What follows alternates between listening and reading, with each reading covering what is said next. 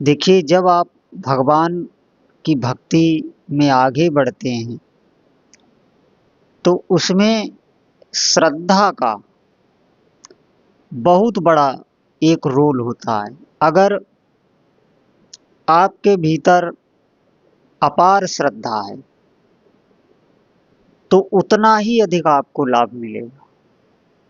अगर आप भगवान का जप कर रहे हैं, ध्यान देना इस बात पर, और आपको भीतर ही भीतर ऐसी श्रद्धा है, ऐसा अनुभव हो रहा है कि अभी मैं जब जप कर रहा हूं तो अभी हमारे साथ प्रभु हैं, हमारी तरफ वो देख रहे हैं।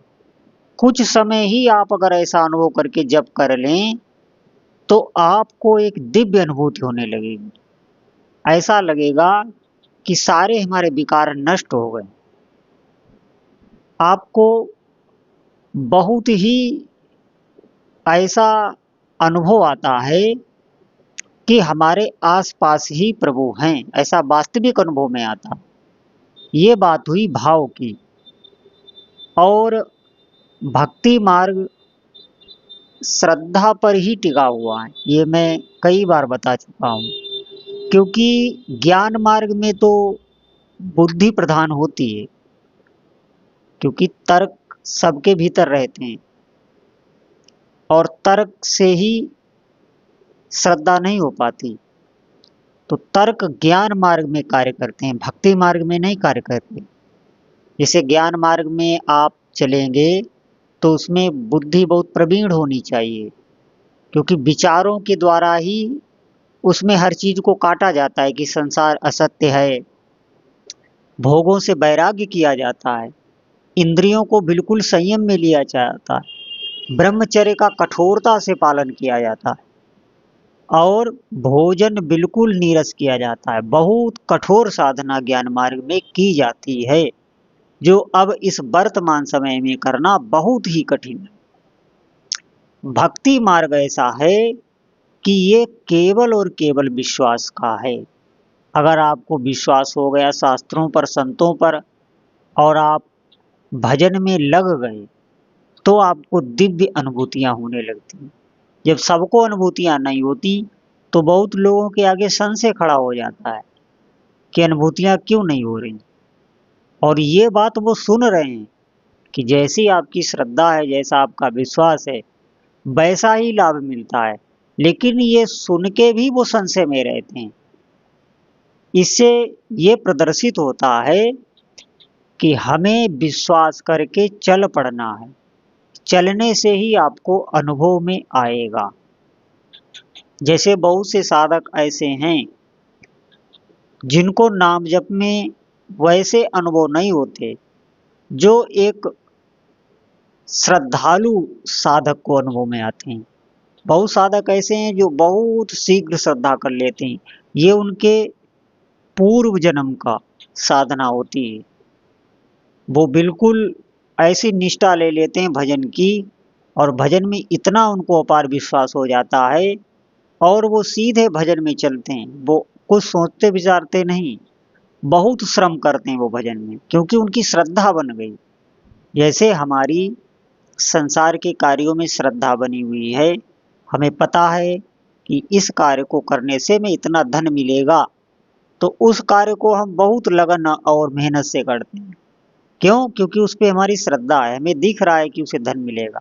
लेकिन यहाँ भक्ति मार्ग में हमको कुछ दिख नहीं रहा, इसमें हमें सिर्फ श्रद्धा ही करनी है, विश्वास करना है। और जब श्रद्धा विश्वास करके आप भक्ति करेंगे तब आपको दिखने लग जाएगा। इसमें पहले मान के चला जाता है भक्ति मार्ग में।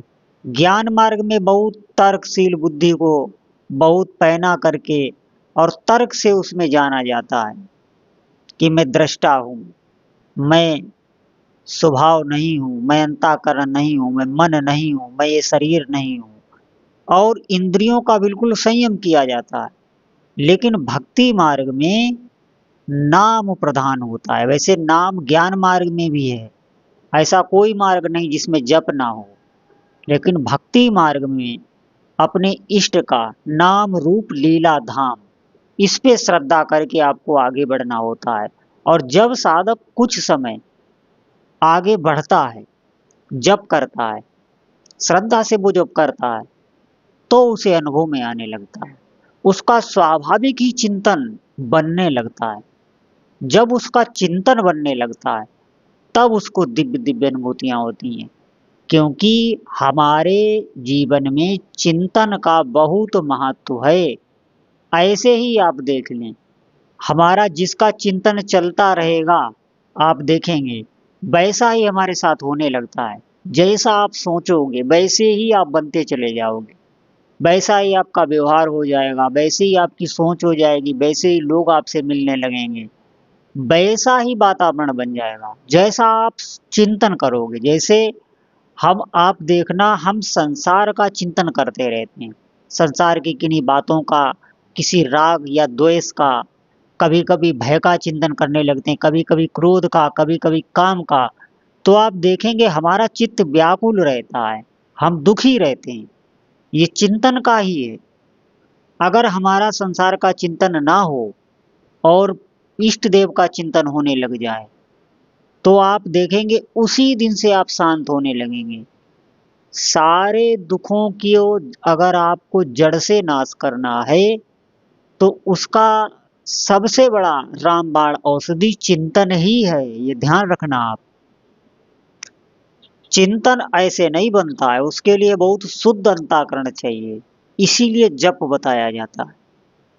आप ध्यान दें इस बात पर कि आप भीतर ही भीतर अगर प्रभु का चिंतन करते रहें। जैसे मैं आपको एक उदाहरण दे रहा हूं, आप ध्यान से सुनना कि आप देखेंगे जब हम सुषुप्ति में जाते हैं, जागृत से जब हम स्वप्न में जाते हैं, स्वप्न से जब हम सुषुप्ति गाढ़ निद्रा में जाते हैं, तब आप देखेंगे कि हमें बिल्कुल कोई ज्ञान नहीं रहता, इतनी गाढ़ी नींद वो होती है। संसार से बिल्कुल संसार की में विस्मृति हो जाती है। हम एक तरीका से कहें संसार से डिस्कनेक्ट हो जाते हैं। तो उसी नींद से इंद्रियां तृप्त होती, सुखी होती, उसी नींद से शरीर निरोग होता है, उसी नींद से आपको तृप्ति मिलती है। अगर वो गहरी नींद ना आए तो धीरे धीरे रोगग्रस्त होने लगता है। आप देखें कि जिनको भी गहरी नींद नहीं आती है वो दवाइयां लेते हैं, वो इलाज कराते हैं। इसका कारण है जब संसार की हमें विस्मृति हो जाती है तभी ही हमें सुख मिलता है। इसी प्रकार नाम जप में, भजन में जब आपको प्रभु का चिंतन होने लग जाएगा, संसार की विस्मृति हो जाएगी। एक तो संसार की विस्मृति में जब इतना सुख है तो प्रभु के चिंतन में कितना सुख होगा। आप विचार करें इस बात पर। हम चिंतन नहीं करते, सबसे बड़ी बात, लेकिन चिंतन अपने हाथ ही होगा, आप करके चिंतन नहीं कर सकते। क्योंकि संसार का जिस तरह स्वाभाविक ही चिंतन हो रहा है, ऐसे प्रभु का भी स्वाभाविक ही चिंतन होगा। और जिसका चिंतन होने लगा वो साधक आप समझे सिद्ध हो गया। नाम जप ही ऐसी स्थिति लाता है। जब तक आपका ऐसा नहीं हो रहा है, आप दृढ़ता से लगें और मेहनत करें, श्रम करें, आप जीव से ही नाम जपें, आपका सब कुछ होने लगेगा। आप जीव पर ध्यान रखें, जीव से आपको नाम जपना है।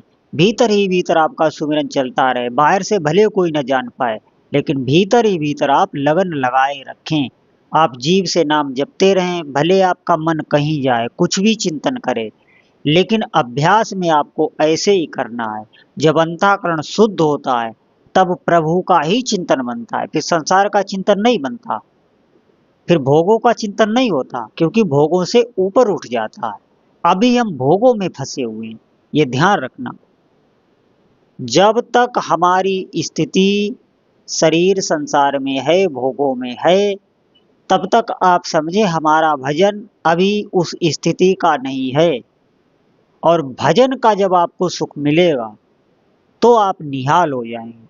जिसका भी चिंतन बनता है वो स्वप्न में भी भागवतिक ही स्वप्न देखता है, अपने इष्ट देव की दिव्य दिव्य लीलाएं, दिव्य दिव्य वो स्वप्न देखता है। जब वो स्वप्न से उठता है, जागता है, तो उसे अपार सुख की प्राप्ति होती है। जो साधक चिंतन करता है वो कभी दुखी नहीं होता, वो दूसरों को भी सुख प्रदान करता है, सबको वो सुख देता है, क्योंकि वो खुद सुखी है, तभी वो सुखी कर सकता है। इसी प्रकार आप भी भजन में लगिए। अगर आपको वास्तविक सुख को प्राप्त करना है, कहीं इसके लिए जाना नहीं होता।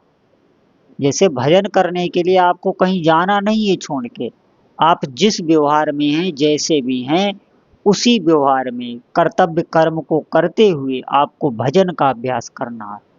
धीरे धीरे आप देखेंगे, आपको अनुभव में आने लगेगा। जब साधक आगे बढ़ता है, उसे सब दिखने लग जाता है। आप ध्यान दें इस बात पर। इसीलिए मैं बार बार कहता हूँ कि आप अधिक से अधिक भजन का, नाम जप का अभ्यास करें, क्योंकि ये हमारे पुराने कर्मों को जड़ से नष्ट करता है। चाहे जो भी अनुकूलता आए, प्रतिकूलता आए, उसमें आपको बिल्कुल घबराना नहीं है। वो आपको भजन को ऊपर उठाने के लिए आती है। अनुकूलता प्रतिकूलता आपके भजन में बाधा देने के लिए नहीं आती है, आपको और मजबूत बनाने के लिए आती है कि आपका भजन न छूटे।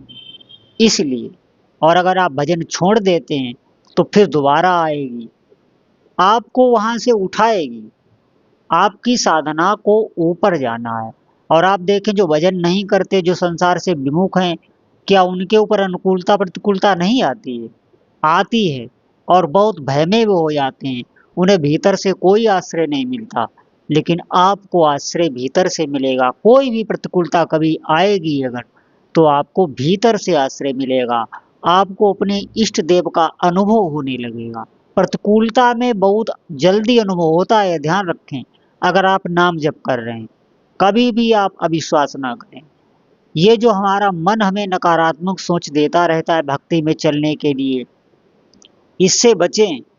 ये सिर्फ ऐसे भाव आपकी तरफ फेंकता रहेगा जिससे आप भक्ति भजन में आगे ना बढ़ पाएं। ये सिर्फ मन की एक धरा है, आप इस पर ज़्यादा व्याकुल ना होइए। आप भजन में लगे रहिए, धीरे धीरे ये नष्ट हो जाएगी।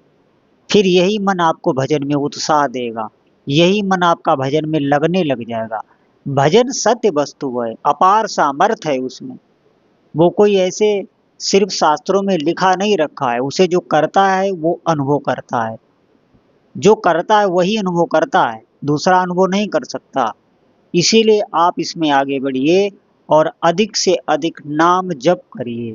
फिर आपको पता चलेगा कि हमारे जितने भी पहले के नकारात्मक विचार थे, जो भी हमारा स्वभाव बना हुआ था गंदा, वो सब नष्ट होने लगा। आप बिल्कुल निर्मल दिव्य विचार आपके होने लगे, आपका उत्साह बढ़ने लगा, भीतर से आपका आत्मबल बढ़ने लगा, आपकी स्थिति ऊंची होती चली जाएगी। आप ध्यान दें इस बात पर। ये भगवान का नाम जप है, कोई ये साधारण वस्तु नहीं है। भगवान का नाम जप कल्प तरु है।